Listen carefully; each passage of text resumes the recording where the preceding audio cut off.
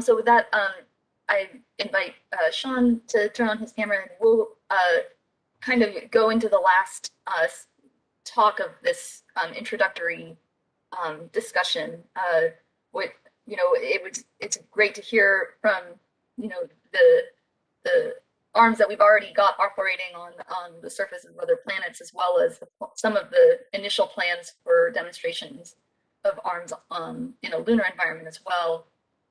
But one of the key questions that we're trying to get at here is we want to have the science, the lunar science objectives really drive the capabilities of the arms that are under development. And so we want to invite the lunar community to provide that input in this case. So I'm going to go ahead and share my slides. Hopefully you can all see that at this point. And we go into presentation mode. All right, so Shaun, can I verify that you can see my charts? All the charts? Yes, I can see them. Perfect. Yeah. Thank you. Sorry, I can't see. Okay, so as part of that, we're in advance of our next meeting, and on the 30th of September, we are inviting as many of you as are interested and have information that you'd like to provide input on to fill out this template. So Jake introduced the idea at the beginning that we want to be sure that we have the science objectives, but also the requirements from the ARM that we want to be sure that we're accommodating so that we can achieve the key science objectives that we know and love and want to address on the lunar surface. So again, just to remind you, the three primary use cases that we've identified so far, and you've heard examples of arms that are capable of each of these individually, but also some combination of these as well. So surface analysis, sample collection, and instrument deployment are kind of the three primary cases that we've identified so far for science. And we do encourage others as well. We've heard examples of using the ARM for self-monitoring of the rover and of other instruments on board, that kind of analysis as well, to make sure that we're aware of the status of the instruments and make sure that there's no dust collection and things like that, which are certainly going to be concerns on the surface of the moon. So if you have examples of that, you can use that as in the other category as well. And then again, focusing on what are the key science objectives you want to achieve using the ARM, and then what are the capabilities and instruments that you need for the ARM to accommodate. So this was just kind of the introduction to the template. So now, in an effort to kind of help guide what we're looking for from the template, we're just going to run through it really. Initially, I don't want to say really quickly, but we'll run through it, what we're asking for, and then invite questions for clarification if there are any on the line. So this is just the title slide. So, include your information and who you are and where you work and what you're proposing. But then going in, those of you who attended the Gateway Science Workshop that Jake mentioned earlier will kind of recognize some of this. It's similar, but tailored to ARM specific. So again, include the name of the instrument and the summary of the concept. And we do have some prompts of specific things that we'd like to make sure that you include in italics. So you can replace that italicized text with, identifying specifically which use case you're addressing, because we'd like to be able to kind of get a sense for which of these is most important to the community. So, highest priority based on who responds to this template in part. And then we want you to address specifically the science objectives that are intended to be addressed with this capability. And we do ask that you specifically tie it to the community references like the decadal survey and SCEM reports, et cetera, just so that you're documenting and making sure that these are really high priority key science objectives that we want to address. And then I'll cover this one and then hand it over to Shaun for the more engineering specifics. But we do also want you to include an image or illustration of the instrument that you're proposing. You can fill up the slide with your image, but we do ask that you label key components of the payload, as well as specifics like the center of mass and expected attachment point for the arm. There's a big difference between a let's say a boom that you want placed horizontally on the surface. You pick it up from the middle of the boom, but if you have a drill or something else that you want attached at the end, that has a big difference for where the arm would connect. So just if you can label where you expect that attachment point to be for the arm. And Shaun, I'll hand it over to you for the rest. Okay. We'll go ahead and go. Yeah, perfect. So yeah, in this slide, one of the most important things for this data collection exercise is that we want to help the system architects and technology development planners understand the full range of different instruments and investigations that would use mobility and specifically mobile robotics to achieve those investigations. So the most highest priority thing for us is understanding your concept of operation, how your instruments will be used. If there are a number of instruments and they need to be, for example, you have a seismic experiment and want to place several seismic probes in a particular grid, providing an illustration that shows, overall what is the grid going to look like? How do the instruments need to be arranged? That they're contacting the lunar surface. When we put them down, does that have to be a very gentle operation where we're tracking the force very carefully with the robot so that it's not being pushed in too far, for example? So tracking, any kind of precision that you need in placement, in force and torque, in pointing, and that's where, we put these little prompts on the right-hand side to kind of get you thinking about some of the specifics that we're particularly interested in. But of course, if there are things that we didn't prompt you on, but you believe are important, please do share them. It's just meant to be kind of a guide to give you an idea of some of the things that we're thinking about and get you thinking in that line. So yeah, and I guess the other big thing is whether samples of lunar regolith or other samples need to be collected and extracted. So we're trying to understand both from an individual component or subsystem perspective for the robot, but also from an overall perspective, from the architecture, if we need to be planning for extracting samples and how we get those back, where they need to go, either to have in-situ analysis or, maybe even be returned to Earth. Having some images and, whether that's images that you have of actual equipment, it's great, but it can even just be a concept sketch that you draw up in paint or something, as long as it conveys, sometimes that can be a more efficient way of communicating the concept of how your investigation works, rather than writing a lot of words to try to describe it. So any illustrations that you can include of the instrument, or even just how it's going to be deployed, kind of storyboard, that would be super helpful to us. Okay, next slide, please.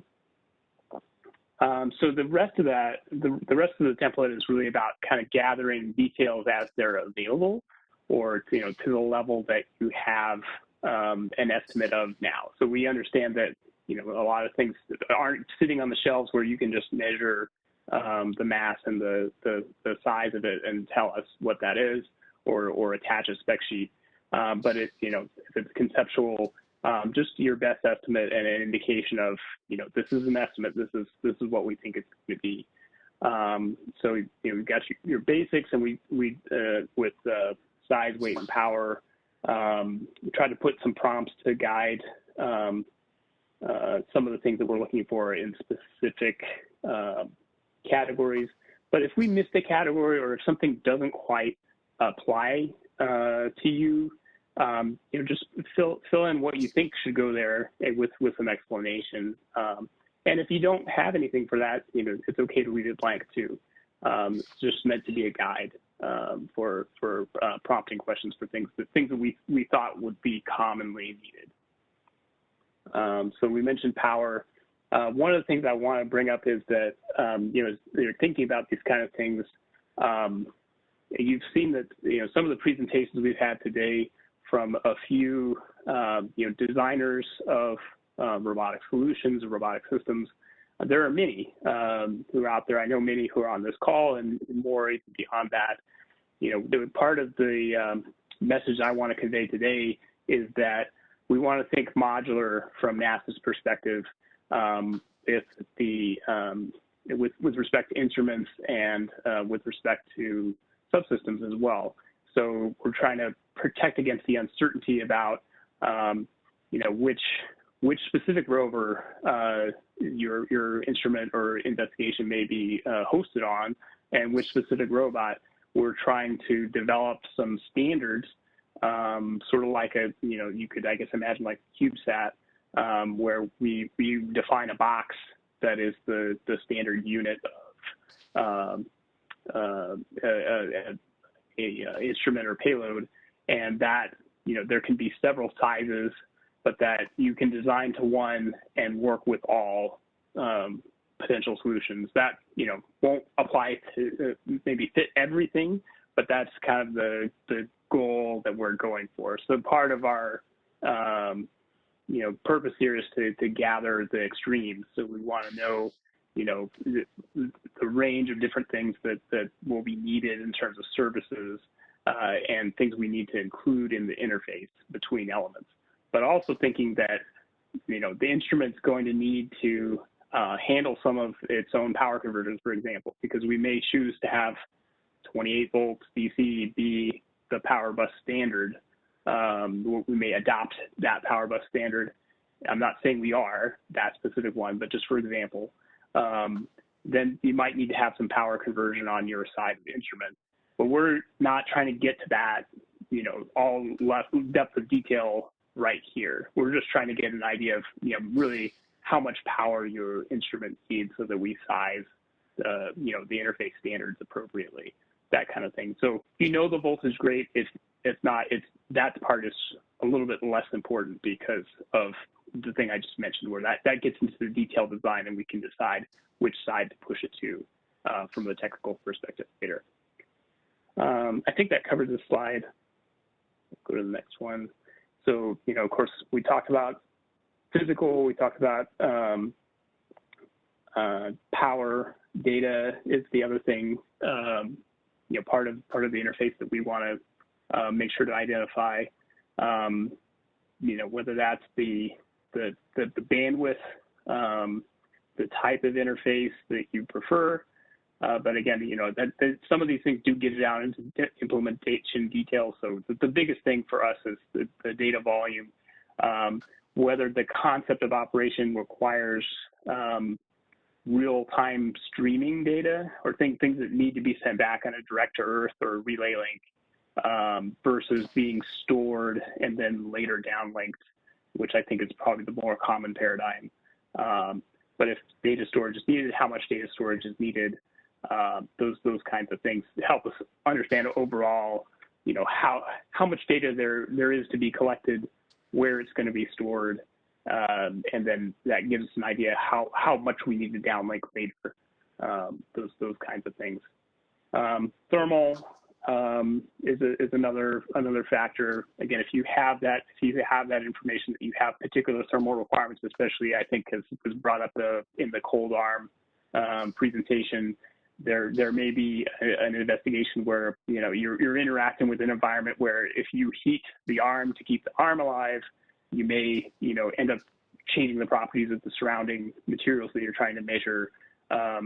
So, we would want to know that, because then we might need a different solution depending on the particular investigation. So understanding, whether the instrument is, can survive cryo or needs to be at a cryo temperature and maintained at a cryo temperature throughout the investigation, that's important for us to know. Sort of the standard, just keeping things operating with, keeping the components alive.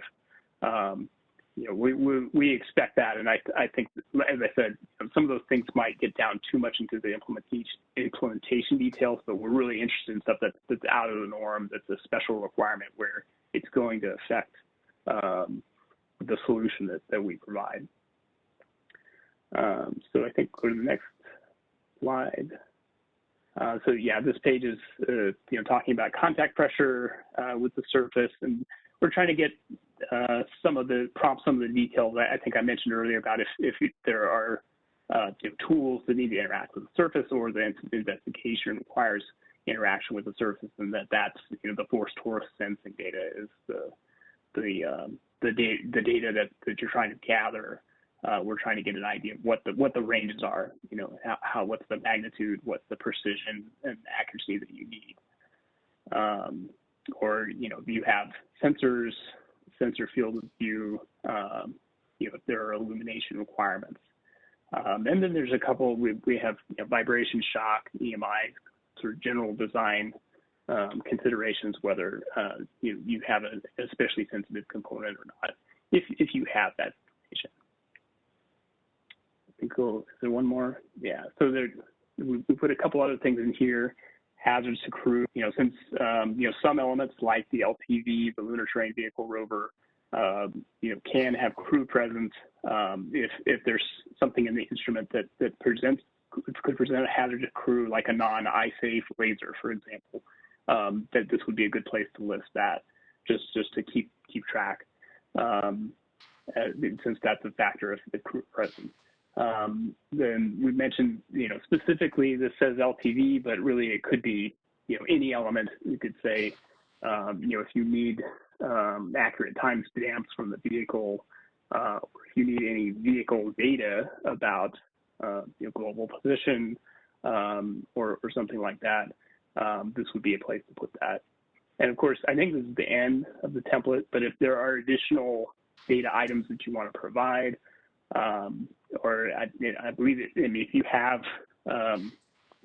some other information to attach, I think that it would be appropriate to do that, and we would accept that as well.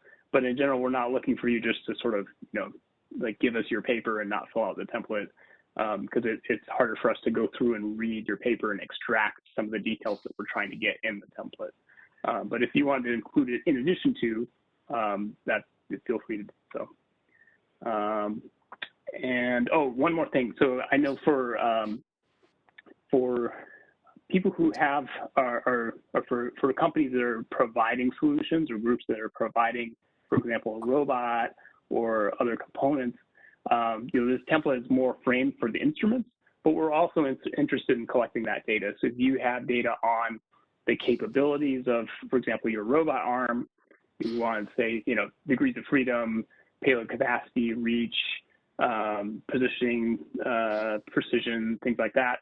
We are also interested in collecting that data, and so please do fill out the template as you see fit, but include your spec sheet and information like that. So we also want to collect that data too.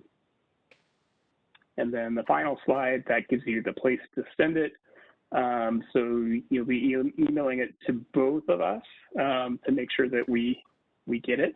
And I don't know, Deborah, do we have this probably works for things that are less than 10 megabytes, I want to say, as an email attachment, but I'm not sure if we have a larger file transfer solution that we can publish to everyone. Yeah, I think there will be instructions coming out to you all, including the template itself, via email to all of the registered participants with instructions on how to submit. And this is, Shaun and I are your points of contact if you have questions as you're filling out the template. after we answer some of the questions today. But yeah, if things arise as you're filling out your template and you have questions for us, you can email us at these email addresses. But I think there will be instructions on how to submit in the email that goes out.